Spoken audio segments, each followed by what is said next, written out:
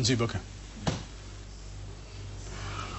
Welcome back. So the question pertains, and of course many people the world over have said Kenya is a country that has amazing policies, but the problem has been that the gap in as far as implementation, or policy formulation and then implementation is wanting. So we have two very exciting young people who have met today, Sudi and Pamela.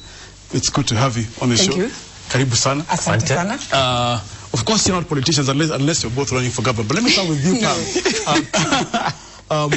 What do you do, Pam, and what do you bring on the table in terms of young people, in terms of engaging, in terms of seeing the things that are happening as far as governance and implementation is concerned? What I do and what I bring are two different things. Okay. I am actually a senior tax legal consultant at Ernst & Young. Wow. What I would want to bring to the table for the young people, I'm very passionate about social injustice in this country. And I have always felt and I believe that the social injustice, the major victims have been the youth. That's right. And the women. And today, I know Jim wants me to talk about the youth. So I will concentrate on the youth. And even as well, Sudi, let me throw this one at you. Yes. I hear you're a lecturer. Yes, I'm a lecturer. How long have you been a lecturer? What do you lecture in? I lecture in law and intellectual property at Inorera University. But I'm very passionate about entrepreneurship. So I do a lot of things. Right now, since yesterday up to Sunday, we are running the training, the first ever training in business mentorship. Oh, well. Yes. Oh, wow, well done. At Hill Park Hotel. Well done. I'm actually running there from here. So we have yesterday I had a very good interaction with them on the East African Common Market Protocol. Right. It impacts on SMEs. Let me just start with a blank opportunity in terms of poverty, illiteracy, and disease. Wow. What would the youth do differently in as far as those are concerned? And perhaps even in your answer, talk about primary health and treatment. How would we do differently? We've seen what's happening in government. There's still issues that are wanting. We still have a very weak sort of healthcare system. How would you do it differently? Let me start with you, Sudi. I will start by one thing. Remove the bureaucracy. Remove the bureaucracy.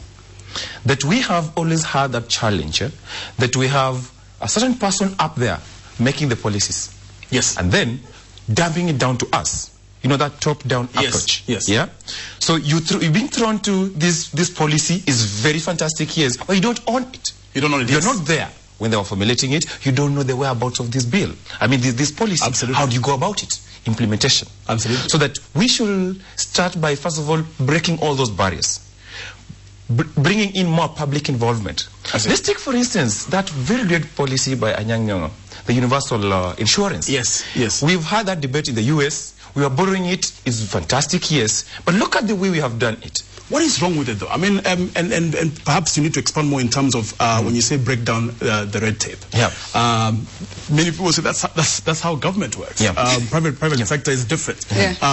Can you bring the positive aspects of private sector into public sector in terms of red tape? Is that a possibility? Or you have to go through? I like the use of the word. That's the way government works. That is one statement that helps in perpetrating the spirit of impunity. True. Because you're saying that's how the government works. That is very true. What you're saying is that is how the government works, but that's not how the government ought to work. I see. Yeah? Because you realize that, yes, that bill is fantastic. I mean, that policy was fantastic. Exactly. But when the people started fighting it, it was because they don't understand it.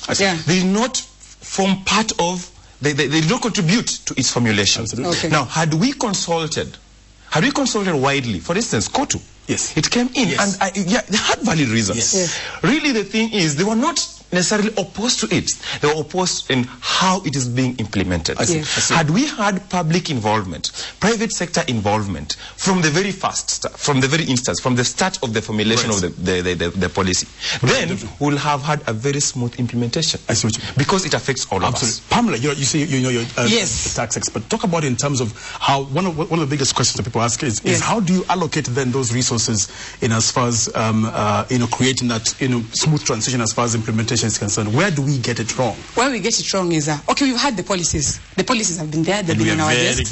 They have been discussed many a times. Then come June every year, the time government is allocating funds.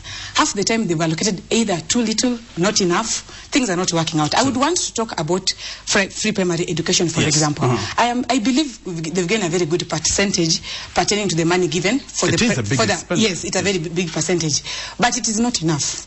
A lot of people have not been involved in this whole process, in that you find like you have very poor facilities. You come and find that we have managed to get very many children to come on board and come to school and they're attending classes. But how many children are being taught by how many teachers? What are we spending the funds on? I have been to schools up country where the government is struggling very much. We have like the CDA fund. Yes. They're giving the schools money to buy computers and all, but they don't have classrooms. They are struggling to give them CDA funds to put electricity. I'm asking, are they going to fix the sockets for the electricity on the trees? There are no classrooms.